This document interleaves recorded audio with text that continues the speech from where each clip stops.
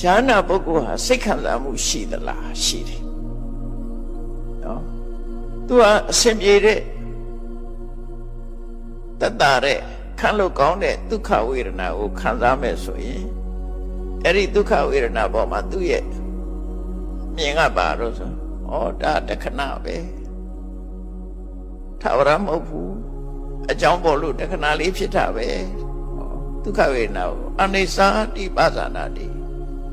ဖြစ်ပြီးပြတ်သွားမဲ့ဟာပဲဒီလိုပဲမြင်လိုက်တယ်နော်ဒုက္ခဝေဒနာနဲ့တွေးလို့ရှိရင်ဖြစ်ပြီးပြတ်သွားမှာပဲအနိစ္စတိတဆွဲလန်းနေစရာမလိုဘူးလို့သိတယ်အနာဘိနန္တိပဇာနာတိဘာမှနှစ်သက်စရာမရှိဘူးဒုက္ခဝေဒနာပေါ်မှာအဲ့လို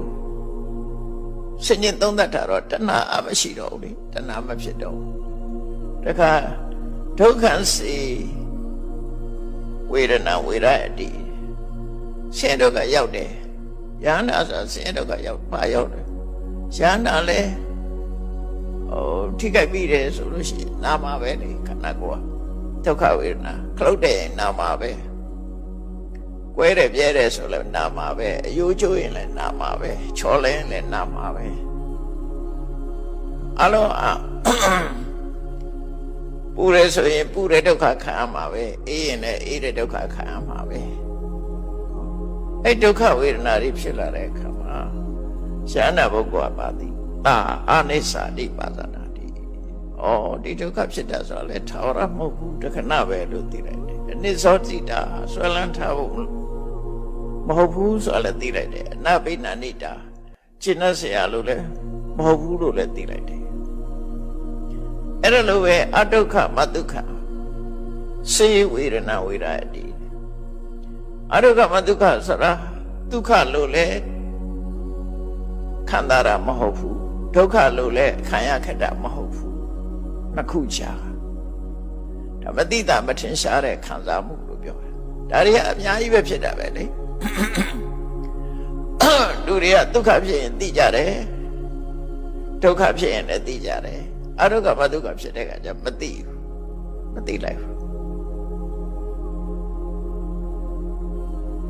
သူအသိမှမထင်ရှားတာမထင်ရှားဘူးမထင်ရှားတော့မသိဘူးမသိတော့မောဟဖြစ်တာပေါ့အဲ့ဒီမှာအဒုက္ခမဒုက္ခဖြစ်ရင်လည်းပဲအလွတ်မပေးဘူးအနိစ္စတိပါဇာနာတိမမြဲဘူးဆိုတော့သူကဆင်ញင်သုံးသပ်လိုက်နိုင်တယ်အနိစ္စတိတာဆွဲလန်းထားဖို့မဟုတ်ဘူးအနာဘိနန္တိတာကျင့်တတ်ဖို့မဟုတ်ဘူးဆိုတာလည်းသိတယ်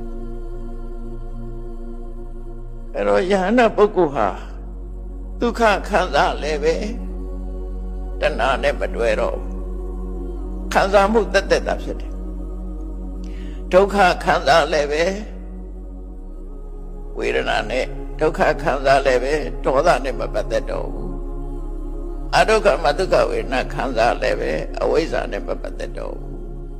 ဝိတ္တန်ယုတ်တော့သူမှအကုသိုလ်တွေနဲ့တွဲလာတာမရှိတော့ဘူးလို့ပြောတာခံစားရုံတသက်ပဲသူခံစားနေတယ်ဝိတ္တန်ယုတ်တော့ဝနာအဲ့တော့ဒါနဲ့ပတ်သက်ပြီးဟောတာလေးတွေရှိတယ်မြတ်စွာဘုရားလည်းမျက်စိရှိတယ်မျက်စိရှိတော့ကောင်းတာလည်းမြင်ရတယ်ဆိုတာလည်းမြင်ရတယ်အဲ့တော့ပုထုဇဉ်တွေမှာလည်းမျက်စိရှိတယ်ကောင်းတာလည်းမြင်တယ်ဆိုတာလည်းမြင်ဘာကွာလဲအဲ့တော့ပုထုဇဉ်တွေကကောင်းတာမြင်ရင်လောဘဖြစ်တယ်မကောင်းတာမြင်ရင်ဒေါသဖြစ်တယ်မြတ်စွာဘုရားကမြင်တာသက်သက်ပဲ